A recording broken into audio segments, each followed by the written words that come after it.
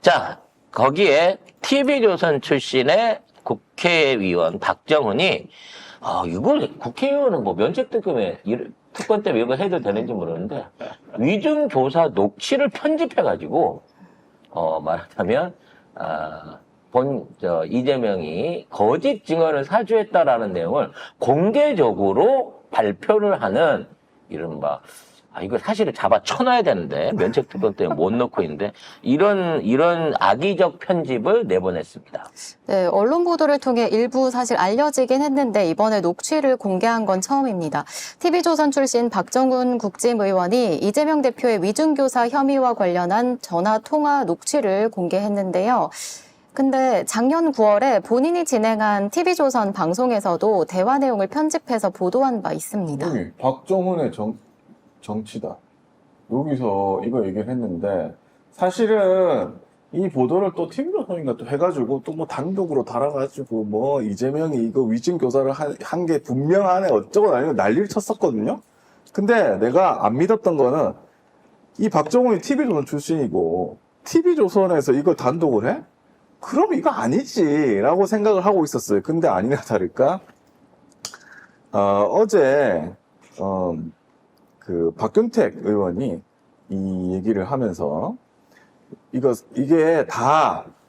이게 뭐라고 해야 되나 왜곡과 조작을 통해서 이게 편집을 한 거예요. 그 내용 자체가 보면은 뭐 있는 대로 말해달라, 오래됐으니 기억을 상기해봐달라는 취지의 발언들, 그냥 있는 대로 이런 거 다 자른 거지.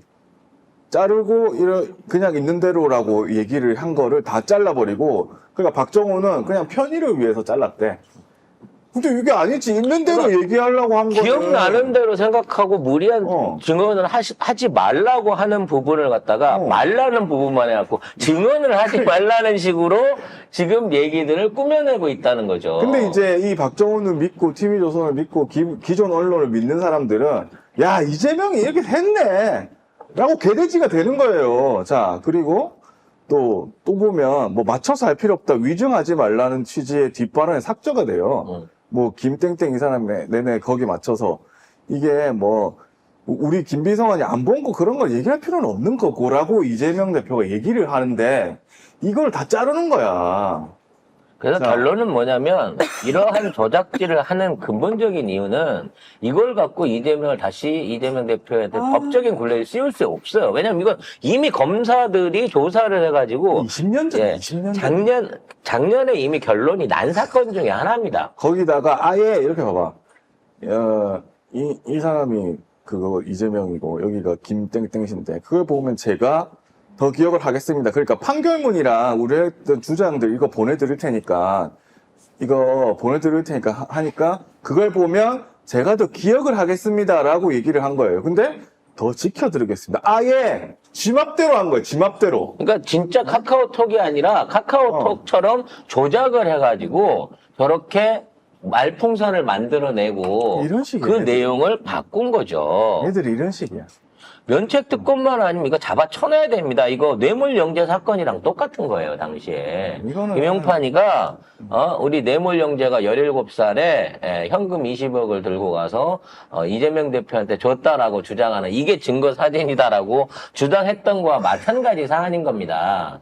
근데, 요거 이미 검찰에서 끝났다고 하는데 요거 조만간 또 조사 들어갈 겁니다. 하겠죠. 네. 왜 보도가 또 나왔거든. 그러고 왜 의원 돼가지고 또 난리를 치고 있잖아. 그러고 또 계속 또 이거 받았을 거예요. 온갖 언론. 그래서 지금 이재명 대표가 이제 이번에 추가 기소는 그러니까 대북 성금권으로 해갖고 이제 재판을 4번을 받고 있는데 4종류를 받고 있는데 요걸 추가해가지고 5개를 넣어갖고 사실상 매일 서초동 법원에서 출퇴근을 해야 되는 상황을 만들고 싶은가 봐요. 증거가 있는 게 뭐 하나라도 있어?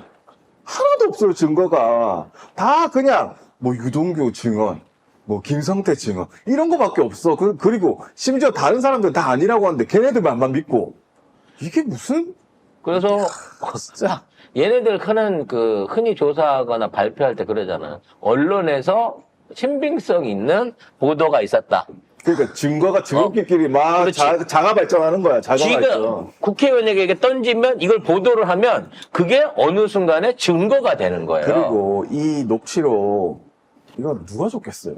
검찰이 안 검찰이 좋겠어요? 정권이에요. 네? 아이고.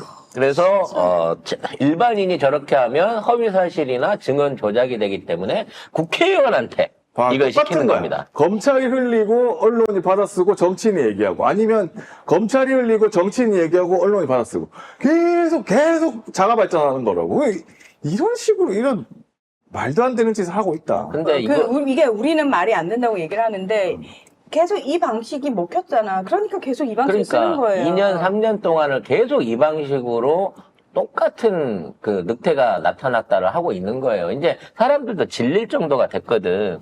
문제는 이러한 사법제도 때문에 이재명 대표가 하려고 하는 일을 할 시간을 뺏는 거예요. 일 못하게 하려고. 일 못하게 하려고 하는 겁니다. 하지만 22대는 다릅니다. 22대에 있는 국회 지금 상임위 법사위에 가 있는 의원들 정말 어벤져스급으로 일들 잘하고 있어요. 그게 뭐냐? 국짐이 방해를 안 하기 때문에. 그래서 아마도 지금에 있는 국회 공전 내지는 국힘이 방해를 안 하기 때문이라고 얘기하니까 왠지 걔들이 착한 일을 하는 것처럼 들리잖아요. 그런 게 다 미필적인 거지. 미필적으로 일을 안 하기 때문에. 깽판을 치는 건데 오히려 일이 잘 되게끔 도와주고 있는 거예요. 그러니까 중요한 건 걔들이 월급은 따박따박 쳐받으면서 일을 안 하고 있기 때문에 이렇게 표현을 해야 되는 거죠. 그래서 나중에 소급해가지고 일 안 한 것들을 전부 다 환불 내지는 삭감할 수 있도록 진짜 지금 그렇게 해야 돼요. 법안이 준비되고 있습니다, 그리고 여러분. 민주당은 요 박정훈 의원에 대해가지고 악마의 편집이니까 고발을 검토하고 있다. 이거 해야 돼. 무조건 해야 돼. 이거. 그리고 이걸 윤리위에 제소해가지고요. 저거 그거 날려버리면 됩니다. 무조건 해. 네. 속보 같은 단독이 나와가지고 또? 자세히 얘기를 해드리면 네. 이재명 대표가 연임 도전을 위해서 21일에 대표직에서 사퇴를 한다고 합니다. 결국 당대표 연임을 결정을 한 것 같습니다. 정말 이제 이재명 대표한테는 큰 짐이죠. 네. 고생이 많으십니다. 고생이 많으시고 이걸 또 사실상 이게 당대표 연임하는 케이스가 거의 없었잖아요, 지금. 한 번도 없었을걸요, 아마. 민주당 이게 그 88 이후 개헌 이후에. 근데 온 국민이 당원들이 그렇게 이재명 대표를 기대하고 그걸 해주시기를 바라는 마음이 너무 강한 부분이라 본인이 이거를 수용하고 연임에 나서실 것 같습니다. 우리는 이재명 대통령이 보고 싶은 거지, 이재명 대표를 계속 보고 싶은 건 아니거든요. 언제까지 이런 정치인으로서 압박을 받으면서 지금 일선 안에서 사실 총알바지가 다 돼주시고 있는 거예요. 그러니까 지금 이재명 대표만 어떻게 해보려고 몰아치다 보니까 상대적으로 다른 의원들이라든지 민주당에 대한 압박이 예전 같지 않단 말이에요. 캐비넷은 이재명 것만 뒤지고 있는 거야. 대선 준비하는데 대표까지 하면 힘드시지 않나? 그래서 그 대선이 아이고야. 예를 들어 뭐 3년 후에 이뤄지게 된다 그러면 한번 2년 후에 다시 또 준비하시면 되지 하지만 3년 동안까지 갈 일이 없어요. 내가 보기에는. 이 정도로 해가지고 3년 내년 올해 안에 끝장날 가능성이 높습니다. 이제 국짐이 분당되고요. 제3장 떨어진 상태에서 레임덕 강화되고 이러면 윤석열이 할 수 없는 것 또는 위기의식 느껴가지고 진짜로 하야하고 망명하겠다고 도망갈 수도 있는 시나리오가 나옵니다. 그렇기 때문에 거기에 대한 갑자기 오는 대선에 우리가 또 대비를 해야 된다는 부분도 있죠. 그러기 위해서는 준비된 사람을 뽑아야 되지 않겠습니까? 하긴 뭐 당원도 이제 고쳐졌고 네. 대표가 뭐 1년 전에 대선 1년 전에 사퇴해야 된다는 그런 당원도 고쳐졌고 그다음에 그 당원들 투표도 20% 들어가기로 네. 했고 이렇게 했으니까 좀 더 그 당 대표 하시기엔 편하지 않을까. 그리고 다른 보도들 보니까 뭐 비명계는 아마 최고위원 이제 해야 되잖아요. 네. 근데 비명계는 아마 출마를 하지 않을 것이다. 고민정을 비롯해서. 형 고민정 나왔으면 좋겠다.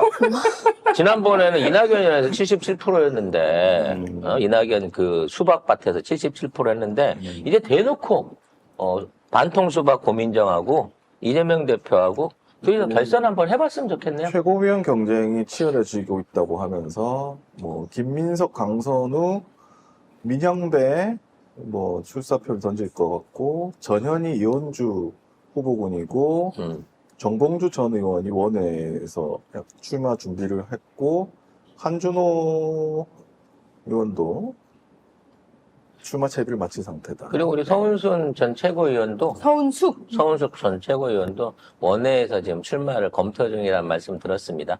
어찌 됐거나 후보 면면을 보더라도 지난번 같은 그런 이상한 송각석이나 무슨 고민정이 송각석이 이건계 이런 쓰레기 같은 토론이 이런 쓰레기 같은 것들이 없으니까 누구를 뽑아도 한결 마음이 조금 한결 마음이 좀 편해지긴 편하다라는 생각이 듭니다. 거봐요. 당대표 하나 잘 뽑아놓고 우리가 선거제도 하나 해갖고 공천 룰만 이렇게 바꿔도 이렇게 민주당이 편안하고 일 잘하는 당이 되지 않습니까?